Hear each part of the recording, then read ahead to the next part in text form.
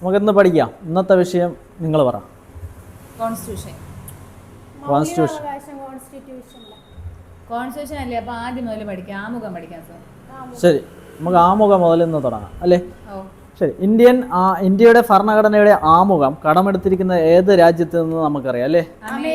America. നമ്മുടെ ഈ ഒരു അടുത്ത ക്ലാസ് മുതലേ നമ്മളൊരു ടോപ്പിക്ക് തരാം, ക്ലാസ്സിൽ ചർച്ച ചെയ്യുന്ന ടോപ്പിക്ക് തരാം. അപ്പോൾ അത് വെച്ച് നിങ്ങൾ എന്ത് ചെയ്യുക, മാക്സിമം റെയർ ആയിട്ടുള്ള കണ്ടന്റ് എന്ത് ചെയ്യുക, എഴുതിയെടുത്തുകൊണ്ട് വരിക. നമ്മളിവിടെ ചർച്ച ചെയ്യാത്ത വിഷയം എന്ത് ചെയ്യുക, അപ്പോൾ അവസാനം എന്ത് ചെയ്യാം, അതുകൂടെ വായിക്കാം. അപ്പോൾ ഈ ഒരു ക്ലാസ് കാണുന്ന കൂട്ടുകാർക്ക് എന്ത് ചെയ്യും, ആ ഭാഗമായിട്ട് ബന്ധപ്പെട്ട എല്ലാ ക്വസ്റ്റ്യൻസ് എന്ത് ചെയ്യും, അവർക്ക് കിട്ടും. അവർക്ക് ഇനി വേറൊരു വീഡിയോ കാണണമെന്നില്ല. ക്ലിയർ ആണേ? അപ്പോൾ നമ്മൾ ഇന്ത്യൻ ഭരണഘടനയുടെ ആമുഖം ഏത് രാജ്യത്ത് നിന്ന് കടമെടുത്തിരിക്കുന്നു എന്ന് വെച്ചാൽ അമേരിക്ക അല്ലേ? ലോകത്തിൽ ആദ്യമായി ഭരണഘടനയിൽ ആമുഖം ഉൾക്കൊള്ളിച്ച രാജ്യം അമേരിക്ക. ഇനി ഇന്ത്യൻ ഭരണഘടനയ്ക്ക് ഒരു ആമുഖം വേണം എന്നൊരു ആശയം ആദ്യമായിട്ട് കൊണ്ടുവന്ന വ്യക്തി ബി എൻ റാവു അല്ലേ? ഇതുപോലത്തെ ഒരു പേര് നമ്മൾ കേട്ടിട്ടുണ്ടോ?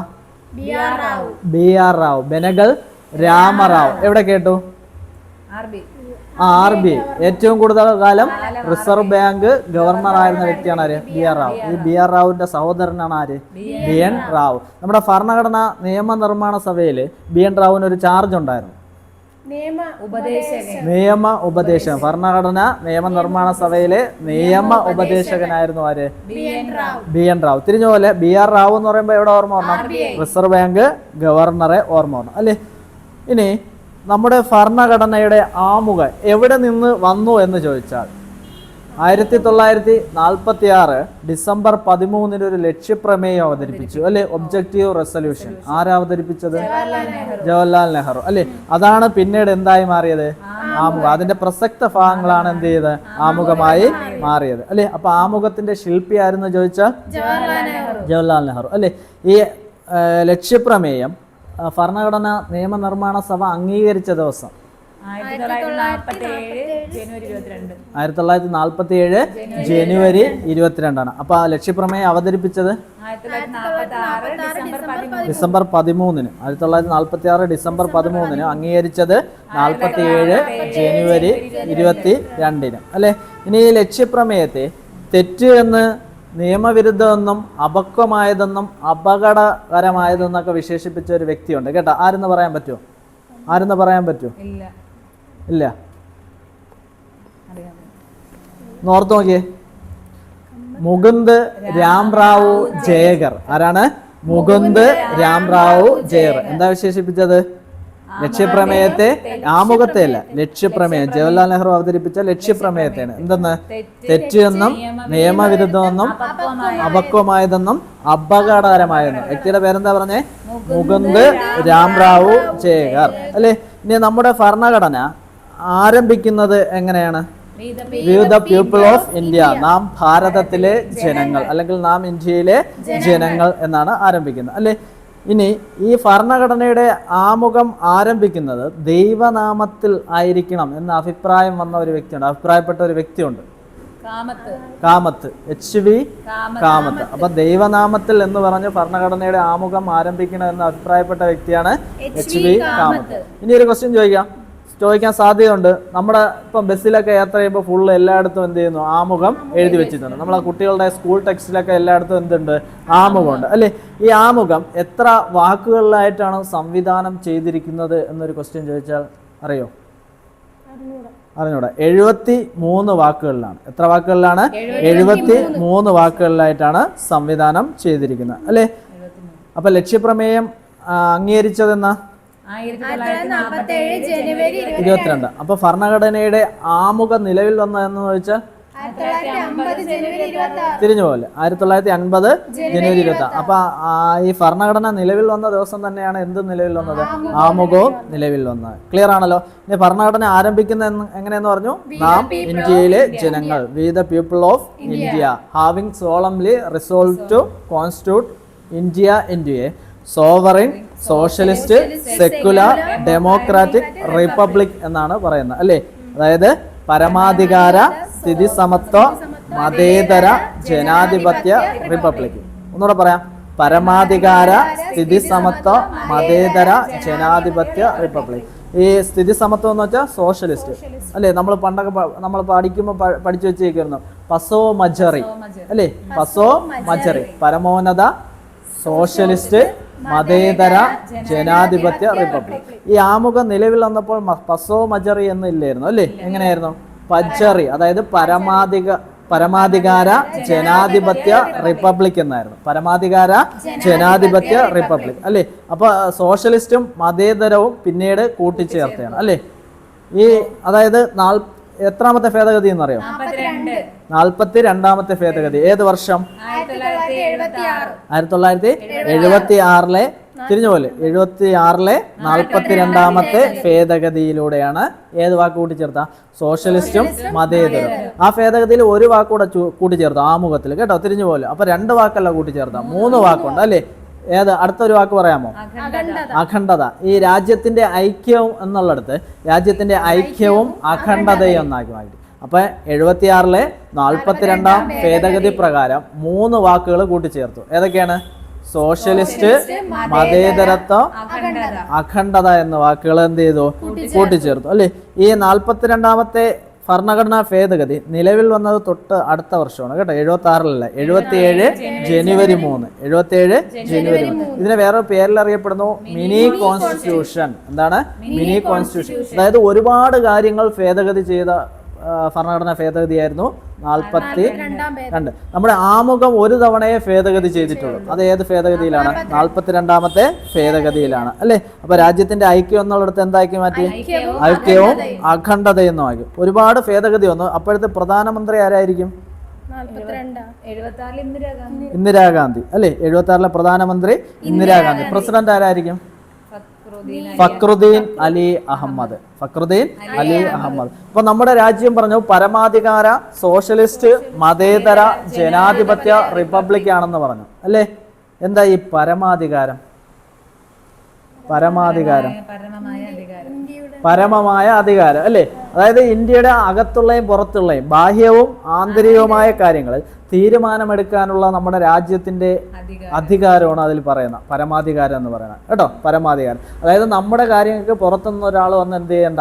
അഭിപ്രായം പറയണ്ട, തീരുമാനം എടുക്കണ്ട. നമ്മൾ ഇനി ചിലപ്പോൾ ഒരു രാജ്യത്തെ ആക്രമിക്കും, ഒരു പ്രദേശം വിട്ടുകൊടുക്കും, ഒരു പ്രദേശം കൂട്ടിച്ചേർക്കും. ഇതിനൊക്കെ ആർക്ക് അധികാരമുണ്ട്?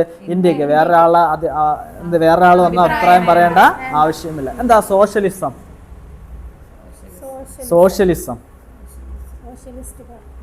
സോഷ്യലിസം എന്ന് വെച്ചാൽ നമ്മുടെ സമൂഹത്തിൽ സാമൂഹികമായി മുന്നോക്കം നിൽക്കുന്നവരും പിന്നോക്കം നിൽക്കുന്നവരുണ്ട് അല്ലേ? സാമ്പത്തികമായി നിൽക്കുന്നവരുണ്ട് അല്ലേ? ഇനി രാഷ്ട്രീയപരമായി നിൽക്കുന്നവരുണ്ട്, മുന്നോക്കം നിൽക്കുന്നവരും പിന്നോക്കം. ഈ അസമത്വങ്ങൾ ഒഴിവാക്കി ഒരു സാമൂഹിക നീതി ഉറപ്പാക്കുന്നതിനെയാണ് സോഷ്യലിസം എന്ന് പറയുന്നത്. അതായത് സമൂഹത്തിലെ സാമൂഹിക, സാമ്പത്തിക, രാഷ്ട്രീയ അസമത്വങ്ങൾ ഒഴിവാക്കി സാമൂഹിക നീതി ഉറപ്പാക്കുന്നതിനെയാണ് എന്തെന്ന് പറയുന്നത്? സോഷ്യലിസം എന്ന് പറയുന്നത്. എന്താണ് സോഷ്യലിസം? പറഞ്ഞു നോക്കാം. സമൂഹത്തിലെ സാമൂഹിക, സാമ്പത്തിക, രാഷ്ട്രീയ അസമത്വങ്ങൾ ഒഴിവാക്കി സാമൂഹിക നീതി ഉറപ്പാക്കുക അല്ലേ? മതേതരത്വം അറിയാലോ. എന്താ മതേതരത്വം? നമുക്ക് ഇഷ്ടമുള്ള മതത്തിൽ പ്രചരിപ്പിക്കുന്നതിനും വിശ്വസിക്കുന്നതിനും അതിനെ പ്രകടിപ്പിക്കുന്നതിനും എല്ലാം എന്ത് ചെയ്യുന്നു? അധികാരം ഉണ്ടാകുന്നു അല്ലെ? രാഷ്ട്രത്തിന് ഒരു മതത്തോടും എന്തില്ല? വിവേചനമില്ല. നമ്മുടെ രാജ്യത്തിന് ഒരു മതത്തോടും വിവേചനമില്ല. ഇന്ത്യക്ക് അതായത് രാഷ്ട്രത്തിന് ഒരു ഔദ്യോഗിക മതം ഇല്ലെന്നും എന്ത് ചെയ്യുന്നുണ്ട്? പറയുന്നുണ്ട്. ജനാധിപത്യം അറിയാലോ. എന്താ? നമ്മൾ പണ്ട് പോലെ ജനങ്ങൾ തിരഞ്ഞെടുക്കുന്ന ജനങ്ങളുടെ ഭരണമാണ്, ജനപ്രതിനിധികൾ ഭരണം നടത്തുന്നതിനാണ് ജനാധിപത്യം അല്ലെ? ഈ ഒരു വാക്കിനെ ഡിഫൈൻ ചെയ്ത ഒരു വ്യക്തി ഉണ്ടല്ലോ, എബ്രഹാം ലിങ്കൺ. ജനങ്ങളാൽ തിരഞ്ഞെടുക്കുന്ന ജനങ്ങളുടെ ഭരണമാണ് ജനാധിപത്യം എന്ന് അഭിപ്രായപ്പെട്ടത് ആരാണ്? Abraham Lincoln. എന്താ റിപ്പബ്ലിക്? റിപ്പബ്ലിക് കൊണ്ട് ഉദ്ദേശിക്കുന്നത് അതെ തന്നെ, രാഷ്ട്രത്തിന്റെ ഭരണത്തലവനുള്ളതല്ല, ഭരണത്തലവനെ തിരഞ്ഞെടുപ്പിലൂടെ അല്ലെ നിശ്ചയിക്കുന്നു. രാഷ്ട്രത്തിന്റെ ഭരണത്തലവനല്ല, രാഷ്ട്രത്തിന്റെ തലവനെ തിരഞ്ഞെടുപ്പിലൂടെ നിശ്ചയിക്കുന്നു. അതായത് പറഞ്ഞുതരാം, ഇന്ത്യ ഒരു റിപ്പബ്ലിക്കാണ്. ഇന്ത്യയുടെ തലവൻ ആരാണ്? രാഷ്ട്രപതി. ആരാണ്? രാഷ്ട്രപതിയാണ് അല്ലെ? നമ്മൾ രാഷ്ട്രപതിയെ തെരഞ്ഞെടുപ്പിലൂടെയാണ് കണ്ടെത്തുന്നത്. എന്നാൽ ബ്രിട്ടൻ ഒരു ഭരണഘടനയെ പിന്തുടർന്ന ഒരു ജനാധിപത്യ രാജ്യമാണ്. പക്ഷെ ബ്രിട്ടൻ ഒരു റിപ്പബ്ലിക് അല്ല അല്ലേ? ആ ബ്രിട്ടന്റെ തലവൻ ആരാണ്? രാജാവ്, രാജ്ഞി. നമ്മൾ എലിസബത്ത് രാജ്ഞി എന്നാ കേട്ടിട്ടില്ലേ? അതാണ് വ്യത്യാസം. അപ്പൊ റിപ്പബ്ലിക് എന്ന് വെച്ചാൽ രാഷ്ട്രത്തലവനെ തിരഞ്ഞെടുപ്പിലൂടെ തിരഞ്ഞെടുക്കുന്നു. എങ്ങനെ പറയാം? രാഷ്ട്രതലവനെ തിരഞ്ഞെടുത്ത റിപ്പബ്ലിക് എന്ന് പറയും അല്ലേ. ഈ റിപ്പബ്ലിക് എന്ന ആശയം ഇന്ത്യ കടമെടുത്തിരിക്കുന്നത് എവിടെ നിന്ന്? ഫ്രാൻസിലാണ്. ഓക്കെ. അപ്പം ഭരണഘടനയെ നമ്മുടെ ഭരണഘടനാ നിയമനിർമ്മാണ സഭ അംഗീകരിച്ച ദിവസം ചോദിച്ചാൽ അറിയാലോ. 1949 നവംബർ 26 ഭരണഘടനയെ അംഗീകരിച്ചത്. നിലവിൽ വന്നത് 50 ജനുവരി 26. ഇത് നമുക്ക് അറിയാമെങ്കിലും ക്വസ്റ്റ്യൻ പേപ്പറിൽ കാണുമ്പോൾ കൺഫ്യൂഷൻ ആവും അല്ലേ. ഇനി ഏതാണ് ഉദ്ദേശിക്കണേന്നൊരു കൺഫ്യൂഷനാണ്. അപ്പോൾ ശ്രദ്ധിച്ചു വെച്ചോളാം. ഇനി നമുക്ക് ആമുഖം വായിക്കുക അല്ലെങ്കിൽ ആമുഖം കുറിച്ച് കേൾക്കുമ്പോൾ ഈ ആമുഖത്തിൽ കുറേ കാര്യങ്ങൾ സൂചിപ്പിക്കുന്നുണ്ട്. ഒന്ന് പറയാം. ഒന്ന്, രാഷ്ട്രത്തിന്റെ ലക്ഷ്യങ്ങളെയാണ് സൂചിപ്പിക്കുന്നത്. നമ്മുടെ രാഷ്ട്രത്തിന്റെ ലക്ഷ്യങ്ങൾ, നമ്മുടെ രാഷ്ട്രത്തിന്റെ സ്വഭാവം എങ്ങനെയാണെന്ന് പറയുന്നുണ്ട് അല്ലേ. അത് വായിക്കുമ്പോൾ നമുക്ക് മനസ്സിലാവൂലേ. പരമോന്നതമാണ്, സ്ഥിതി സമത്വമാണ്, മതേതരമാണ്, ജനാധിപത്യമാണ്, റിപ്പബ്ലിക്കാണ് അല്ലേ. നമ്മളെ ഈ അധികാര സ്രോതസ്, രാഷ്ട്രത്തിന്റെ അധികാര സ്രോതസ് എവിടെയെന്ന് ആമുഖത്തിൽ പറയുന്നുണ്ട്. എവിടെ നിന്നാണ്? അതാണ് V the people of India. രാജ്യത്തിന്റെ അധികാര സ്രോതസ് എവിടെ നിന്നാണ്? ജനങ്ങളിൽ നിന്നാണ്. ഓക്കെ. ഇനി ഭരണഘടനയുടെ സാരാംശവും സംഗ്രഹവുമാണ് ആമുഖം. ക്ലിയർ ആണ്? ഭരണഘടനയുടെ സാരാംശവും സംഗ്രഹവുമാണ് ആമുഖം. ക്ലിയർ ആണ്? ഇനി പ്രധാനപ്പെട്ട ഒരു കാര്യം ശ്രദ്ധിച്ചോളാം, പരീക്ഷയ്ക്ക് ചോദിക്കും. നമ്മുടെ ഭരണഘടന നേടിയെടുക്കേണ്ട ലക്ഷ്യങ്ങളെ ആമുഖത്തിലൂടെ പറയുന്നു. ലക്ഷ്യങ്ങൾ ഏതൊക്കെയെന്ന് വെച്ചാൽ, ഒന്ന് ജസ്റ്റിസ്, നീതി. ക്ലിയർ ആണ്? ഒന്നേതാണ്? ജസ്റ്റിസ്. പിന്നെ നമുക്കറിയാം സ്വാതന്ത്ര്യം, സമത്വം, സാഹോദര്യം, ലിബർട്ടി, ഇക്വാലിറ്റി, ഫ്രട്ടേണിറ്റി അല്ലേ. സ്വാതന്ത്ര്യം, സമത്വം, സാഹോദര്യം. ഈ സ്വാതന്ത്ര്യം, സമത്വം, സാഹോദര്യം നമ്മൾ കേട്ടിട്ടുണ്ടല്ലോ. ഏത് വിപ്ലവം? ഫ്രഞ്ച് വിപ്ലവവുമായി ബന്ധപ്പെട്ട് അല്ലേ. ഈ ജസ്റ്റിസ് ഉണ്ടല്ലോ, നീതി, അത് ഏത് രാജ്യത്തിൽ നിന്നാണ് ആശയം കടമെടുത്തിരിക്കുന്നത്? നീതി USSRൽ നിന്നാണ്. സോവിയറ്റ് യൂണിയൻ USSRൽ നിന്നാണ്. അപ്പോൾ ഭരണഘടന നേടിയെടുക്കേണ്ട പ്രധാനമായ 4 ലക്ഷ്യങ്ങളാണ്. ഏതൊക്കെയാണ്? നീതി, സ്വാതന്ത്ര്യം, സമത്വം, സാഹോദര്യം. ക്ലിയർ ആണല്ലോ. ഏതൊക്കെ നീതി എന്ന് പറയുന്നുണ്ട്? നമ്മൾ നേരത്തെ പറഞ്ഞു, സാമൂഹികം, സാമ്പത്തികം, രാഷ്ട്രീയപരമായ നീതി. സ്വാതന്ത്ര്യം, ചിന്ത, ആശയാവിഷ്കാരം, വിശ്വാസം, ആരാധന, ഭക്തി എന്നിവയ്ക്കുള്ള സ്വാതന്ത്ര്യം. ചിന്ത, ആശയാവിഷ്കാരം, വിശ്വാസം, ഭക്തി, ആരാധന എന്നിവയ്ക്കുള്ള സ്വാതന്ത്ര്യം. ഏതൊക്കെയാണ്? ചിന്ത, ആശയാവിഷ്കാരം, വിശ്വാസം, ഭക്തി. ഭക്തി എന്ന് വെച്ചാൽ മതനിഷ്ഠ കേട്ടോ. ഭക്തി, ആരാധന എന്നിവയ്ക്കുള്ള സ്വാതന്ത്ര്യം. ക്ലിയർ ആണോ? അടുത്ത സമത്വം. മുഖേനയുള്ള നമ്മൾ മൗലികാവകാശങ്ങളിലാണ് പറയുന്നത് അല്ലേ. സമത്വം എന്തൊക്കെയാ പറയുന്നേ? സ്ഥാനമാനങ്ങൾ, അവസരങ്ങൾ എന്നിവയിലുള്ള സമത്വം. ക്ലിയർ ആണ്? ഒരു പൗരന് ഏതൊക്കെ സമത്വം കൊടുക്കും? സ്ഥാനമാനങ്ങളിലെ സമത്വം, അവസരങ്ങളിലെ സമത്വം. ക്ലിയർ ആണ്? അടുത്ത് സാഹോദര്യം. ഇവിടെ എങ്ങനെയാണ് പറഞ്ഞത്? രാജ്യത്തിന്റെ ഐക്യവും അഖണ്ഡതയും നിലനിർത്തുന്ന സാഹോദര്യം. ക്ലിയർ ആണല്ലോ? രാജ്യത്തിന്റെ ഐക്യവും അഖണ്ഡതയും നിലനിർത്തുന്ന സാഹോദര്യം. അപ്പൊ ആമുഖം എങ്ങനെയാണ് പറഞ്ഞിരിക്കുന്നതെന്ന് നോക്കാം. തുടങ്ങുന്നത് എങ്ങനെയാ? നാം ഇന്ത്യയിലെ അല്ലെങ്കിൽ ഭാരതത്തിലെ ജനങ്ങൾ. ഇന്ത്യയെ ഒരു പരമാധികാര, സ്ഥിതി സമത്വ, മതേതര, ജനാധിപത്യ റിപ്പബ്ലിക്കായി സംവിധാനം ചെയ്യുന്നതിനും ഇന്ത്യയിലെ ഓരോ പൗരന്മാർക്കും സാമൂഹികവും സാമ്പത്തികവും രാഷ്ട്രീയപരമായ നീതി. ഇതാണ് നേരത്തെ പറഞ്ഞ ജസ്റ്റിസ്, നീതി അല്ലേ. ഏതൊക്കെയാണ്? സാമൂഹികവും സാമ്പത്തികവും രാഷ്ട്രീയപരമായ നീതി. ചിന്ത, ആശയാവിഷ്കാരം, വിശ്വാസം, ഭക്തി, ആരാധന. ഈ ഭക്തി എന്ന് വെച്ചാൽ മതനിഷ്ഠയാണ് കേട്ടോ. ചിന്ത, ആശയാവിഷ്കാരം, വിശ്വാസം, ഭക്തി, ആരാധന എന്നിവയ്ക്കുള്ള സ്വാതന്ത്ര്യവും. ക്ലിയർ ആണ്? സ്ഥാനമാനങ്ങൾ, അവസരങ്ങൾ എന്നിവയിലുള്ള സമത്വം. ഏതൊക്കെയാണ്? സ്ഥാനമാനങ്ങൾ, അവസരങ്ങൾ എന്നിവയിലുള്ള സമത്വം ഉറപ്പാക്കുന്നതിനും ഒരു വ്യക്തിയുടെ അന്തസ്സും രാജ്യത്തിന്റെ ഐക്യവും അഖണ്ഡതയും ഉറപ്പുവരുത്തുന്ന സാഹോദര്യം. നേരത്തെ പറഞ്ഞില്ലേ, രാജ്യത്തിന്റെ ഐക്യവും അഖണ്ഡതയും ഉറപ്പുവരുത്തുന്ന സാഹോദര്യം. ഇവിടെ പറയുന്നത് ഒരു വ്യക്തിയുടെ അന്തസ്സും രാജ്യത്തിന്റെ ഐക്യവും അഖണ്ഡതയും ഉറപ്പുവരുത്തുന്ന സാഹോദര്യവും എല്ലാവരിലും വളർത്തുമെന്ന് ദൃഢനിശ്ചയം ചെയ്തുകൊണ്ട് 1946 ഈ നവംബറിന്റെ 26-ാമത്തെ ദിവസം ഈ ഭരണഘടന നിയമനിർമ്മാണ സഭ ഈ ഭരണഘടനയെ അംഗീകരിക്കുകയും നിയമമാക്കുകയും ജനങ്ങൾക്കായി തന്നെ സമർപ്പിക്കുകയും ചെയ്തിരിക്കുന്നു. ഇതാണ് ആമുഖത്തിലുള്ള ആശയം. അപ്പൊ ജസ്റ്റിസ് എന്തൊക്കെയാ പറഞ്ഞത്? എന്തൊക്കെ ജസ്റ്റിസ്? സാമൂഹികവും സാമ്പത്തികവും രാഷ്ട്രീയപരമായ നീതി പറയുന്നുണ്ട്. സ്വാതന്ത്ര്യം എന്തൊക്കെ പറയുന്നുണ്ട്? ചിന്ത, ആശയാവിഷ്കാരം, വിശ്വാസം, ഭക്തി, ആരാധന എന്നിവയ്ക്കുള്ള സ്വാതന്ത്ര്യം അല്ലെ. സമത്വം ഏതിനൊക്കെ? സ്ഥാനമാനങ്ങൾ, അവസരങ്ങൾ എന്നിവയുടെ സമത്വം അല്ലെ. സാഹോദര്യത്തിൽ എന്തൊക്കെ പറയുന്നു? ഒരു വ്യക്തിയുടെ അന്തസ്സിനെ കുറിച്ച് പറയുന്നു. വ്യക്തിയുടെ അന്തസ്സും രാജ്യത്തിന്റെ ഐക്യവും അഖണ്ഡതയും നിലനിർത്തുന്ന സാഹോദര്യം എന്നും പറയുന്നുണ്ട്. ക്ലിയർ ആണല്ലോ? ഈ 4 ലക്ഷ്യങ്ങളാണ് ഭരണഘടനയെ പ്രധാനമായിട്ടും പറയുന്നത്. ക്ലിയർ ആണല്ലോ? ഇനി ഇന്ത്യൻ ഭരണഘടനയെ കുറച്ച് വിശേഷിപ്പിച്ച ആൾക്കാരുണ്ട്. അംബേദ്കറിന്റെ ഒരു കാര്യം നോക്കാം. നമ്മുടെ ഭരണഘടന നിർമ്മാതാക്കളില്ലേ, ഈ ഭരണഘടന നിർമ്മാതാക്കളുടെ ഭരണഘടനയെക്കുറിച്ചുള്ള ആഗ്രഹങ്ങളും കാഴ്ചപ്പാടുകളും കൃത്യമായി മനസ്സിലാക്കാൻ ആമുഖത്തിലൂടെ കഴിയുമെന്ന് പറഞ്ഞതാരാ? ബി.ആർ. അംബേദ്കർ. ക്ലിയർ ആണല്ലോ? ഇനി ഇതാര് പറഞ്ഞാൽ നോക്കിയോ? നമ്മുടെ ഭരണഘടനയുടെ ആമുഖം നമ്മൾ ഇത്രയും കാലം ചിന്തിച്ചതോ സ്വപ്നം കണ്ടതോ ആണ് പ്രകടിപ്പിക്കുന്നത്. അല്ല, നമ്മുടെ ഭരണഘടനയുടെ ആമുഖം നമ്മൾ ഇത്രയും കാലം എന്താണ് ചിന്തിച്ചതും സ്വപ്നം കണ്ടതുമാണ് പ്രകടിപ്പിക്കുന്നത്. അല്ലാടി കൃഷ്ണസ്വാമി അയ്യർ. ആരാണ്? അല്ലാടി കൃഷ്ണസ്വാമി അയ്യർ. ഇത് കേട്ടിട്ടുണ്ടോ? നമ്മുടെ ആമുഖം ഭരണഘടനയുടെ ആത്മാവാണ്, ഭരണഘടനയുടെ താക്കോലാണ്, ഭരണഘടനയുടെ രത്നമാണ്, ഭരണഘടനയുടെ മൂല്യം അളക്കാൻ കഴിയുന്ന ശരിയായ അളവുകോലാണ്. ആത്മാവാണെന്ന് പറഞ്ഞു. അത് തന്നെ ആത്മാവ്.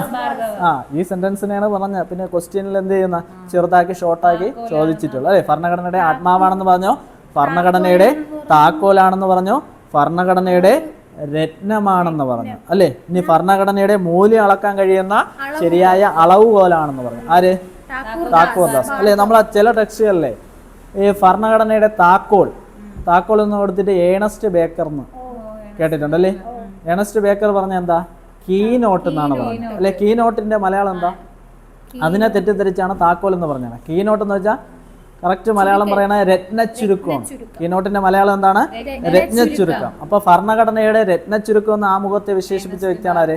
Ernest Barker. ക്ലിയർ ആണല്ലോ? ഇനി ഒന്നുകൊണ്ട് ഭരണഘടന എന്ന സംഗീത ശില്പത്തിലെ സുപ്രധാനമായ ഭാഗം എന്ന് പറയുന്നുണ്ട്. ഭരണഘടന എന്ന സംഗീത ശില്പത്തിലെ സുപ്രധാനമായ ഭാഗം ഇത് പറഞ്ഞതും ഏണസ്റ്റ് ബേക്കറാണ്. Ernest Barker. ഇത് ചോദിക്കാം. രാഷ്ട്രീയ ജാതകം എന്ന് ആമുഖത്തെ വിശേഷിപ്പിച്ചത്? രാഷ്ട്രീയ ജാതകത്തെ കുറിച്ച് ആലോചിച്ചാൽ മതി. അപ്പൊ ആരായിരിക്കും? മുൻഷി. K M Munshi. രാഷ്ട്രീയ ജാതകം എന്ന് വിശേഷിപ്പിച്ചത് മുൻഷി. ഐഡന്റിറ്റി കാർഡ് എന്ന് വിശേഷിപ്പിച്ചത് ആമുഖത്തെ? പൽക്കിവാല അല്ലെ. തൂക്കിയിട്ടുകൊണ്ട് കിടക്കണ വാല് പോലെ അല്ലെ. ഐഡന്റിറ്റി കാർഡ് എന്ന് വിശേഷിപ്പിച്ചത് പൽക്കിവാല. ഭരണഘടനയുടെ ഹൃദയമാണ് ആമുഖം എന്ന് വിശേഷിപ്പിച്ചത്? ഇത് ചോദിക്കുമ്പം കൺഫ്യൂഷൻ വരും, പക്ഷെ സിമ്പിളാണ്. ഭരണഘടനയുടെ ഹൃദയമാണ് ആമുഖം എന്ന് വിശേഷിപ്പിച്ചത് നെഹ്റു. ആരാണ്? നെഹ്റു. ഇനി ഒരു പ്രീവിയസ് ക്വസ്റ്റ്യൻ പറയട്ടാ. The basic philosophy of the constitution എന്ന ആമുഖത്തെ വിശേഷിപ്പിച്ചത്? Basic philosophy of the constitution Gajendra Gadkar. ആരാണ്? ഗജേന്ദ്ര ഗാഡ്കർ. എന്താ വിശേഷിപ്പിച്ചത്? Basic philosophy of the constitution. ആരാ പറഞ്ഞത്? ഗജേന്ദ്ര ഗാഡ്കർ. അപ്പൊ ഇനി 3 പോയിന്റുകൾ ഞാൻ പറയും, 3 ചോദ്യം പറയും, ഉത്തരം ഒന്നാണ്. 3ഉം റാങ്ക് മേക്കിംഗ് ക്വസ്റ്റ്യൻസ് ആണ്. ക്ലിയർ ആണേ? ഒന്നാമത്തെ ചോദ്യം, ഇന്ത്യൻ ഭരണഘടനയുടെ ആമുഖത്തെ അമേരിക്കൻ സ്വാതന്ത്ര്യ പ്രഖ്യാപനത്തോട് ഉപമിച്ച ഒരു വ്യക്തിയുണ്ട്. എന്താണ്? ഭരണഘടന ആമുഖത്തെ അമേരിക്കൻ സ്വാതന്ത്ര്യ പ്രഖ്യാപനത്തോട് ഉപമിച്ച വ്യക്തി. രണ്ടാമത്തെ ക്വസ്റ്റ്യൻ, ആമുഖം ഒരു പ്രഖ്യാപനത്തെക്കാൾ കൂടുതലാണ്, അത് നമ്മുടെ ഭരണഘടനയുടെ ആത്മാവാണ്, ഒരു വിപ്ലവത്തിനല്ലാതെ മറ്റൊന്നിനും മാറ്റാൻ കഴിയാത്ത ഒരു ദൃഢനിശ്ചയം അതിൽ അടങ്ങിയിരിക്കുന്നു. ഒന്നുകൂടെ പറയാം, ആമുഖം ഒരു പ്രഖ്യാപനത്തെക്കാൾ കൂടുതലാണ്, അത് നമ്മുടെ ഭരണഘടനയുടെ ആത്മാവാണ്, ഒരു വിപ്ലവത്തിനല്ലാതെ മറ്റൊന്നിനും മാറ്റാൻ കഴിയാത്ത ഒരു ദൃഢനിശ്ചയം അതിൽ അടങ്ങിയിരിക്കുന്നു. ക്ലിയർ ആണല്ലോ. ഇനി ഇദ്ദേഹത്തിന്റെ ഒരു പുസ്തകമുണ്ട്, അതിലാണ് ഈ കാര്യങ്ങളൊക്കെ പറഞ്ഞിരിക്കുന്നത്. ഏത് പുസ്തകമാണ്? Democracy in India and the judicial process. Book എന്താണ്? Democracy in India and the judicial process. ആരാണെന്ന് പറയാം? നമ്മളെ സുപ്രീം കോടതി ചീഫ് ജസ്റ്റിസ് ആയ ഒരു വ്യക്തിയാണ്. ചീഫ് ജസ്റ്റിസ് ആയിരുന്നു. പ്രസിഡന്റിന്റെ താൽക്കാലിക പദം വഹിച്ചിട്ടുണ്ട്. ജസ്റ്റിസ്, ഇനി പറയാം, ജസ്റ്റിസ് ഹിദായത്തുള്ള. ആരാണ്?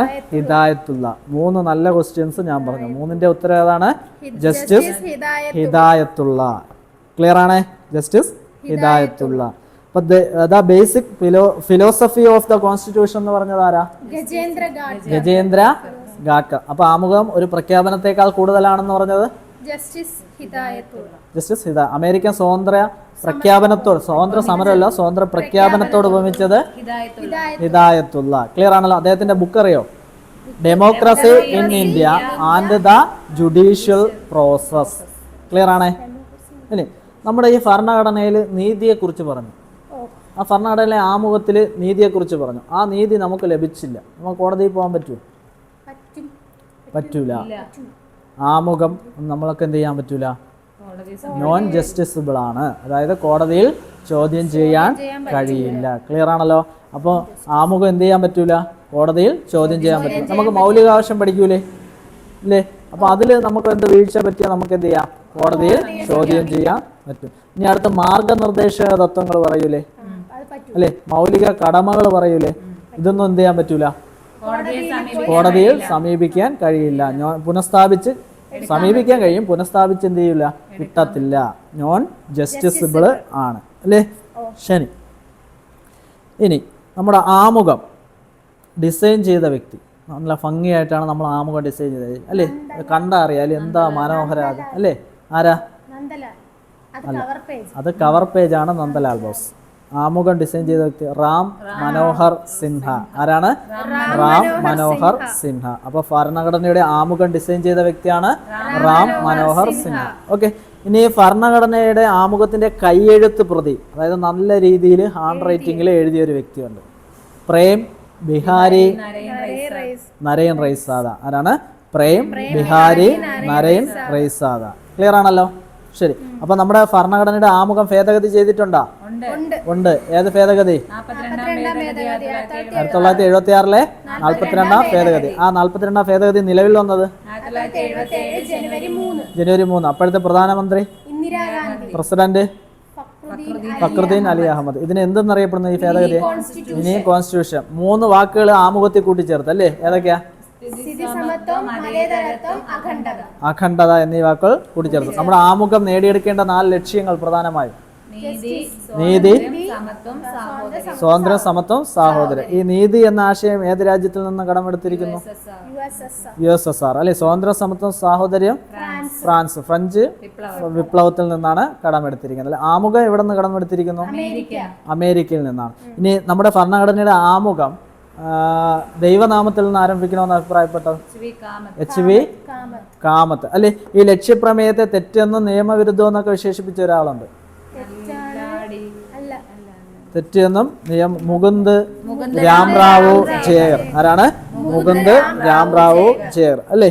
നമ്മുടെ ഈ ഭരണഘടനാ നിർമ്മാതാക്കളില്ലേ, അവരുടെ സ്വപ്നവും ആശയങ്ങളൊക്കെയാണ് ഇതിൽ പ്രതിഫലിപ്പിക്കുന്നതെന്ന് പറഞ്ഞൊരു വേടുണ്ട്. ആര് പറഞ്ഞ? അല്ല, അംബേദ്കറാണ് പറഞ്ഞത്. അല്ലേ?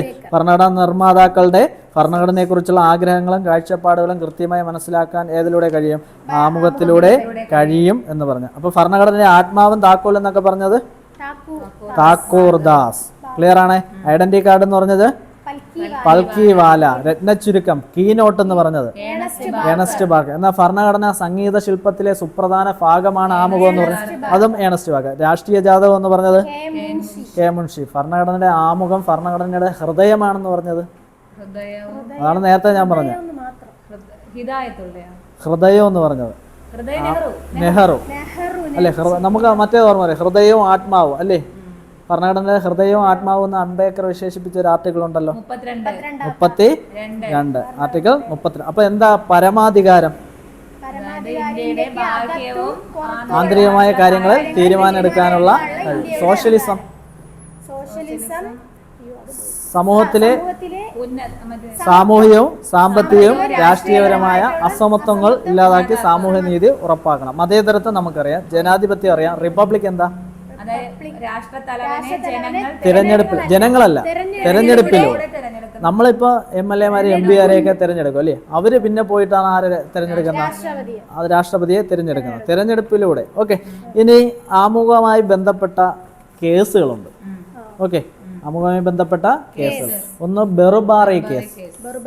ബെറുബറി കേസ്, അതായത് നമ്മൾ ബേറെ ബേറെ കേസ് അങ്ങനെ പഠിച്ചാൽ ബേറെ ബേറെ കേസ്. അതായത് അതിൽ പറഞ്ഞ സുപ്രീം കോടതി നിരീക്ഷിച്ച ഒരു കാര്യമുണ്ട്, ആമുഖം ഭരണഘടനയുടെ ഭാഗം അല്ല, അതുകൊണ്ട് തന്നെ അതിന് എന്ത് ചെയ്യാൻ പറ്റൂല, ഭേദഗതി ചെയ്യാനൊന്നും പറ്റത്തില്ലെന്ന് പറഞ്ഞു അല്ലേ. ബെറുബറി, ആമുഖം വേറെ ഭരണഘടന വേറെ, അങ്ങനെ ഓർത്ത് വെച്ചു. ആമുഖം വേറെ ഭരണഘടന വേറെ, ബേറെ ബേറെ, ബെറുബറി കേസ് അല്ലേ.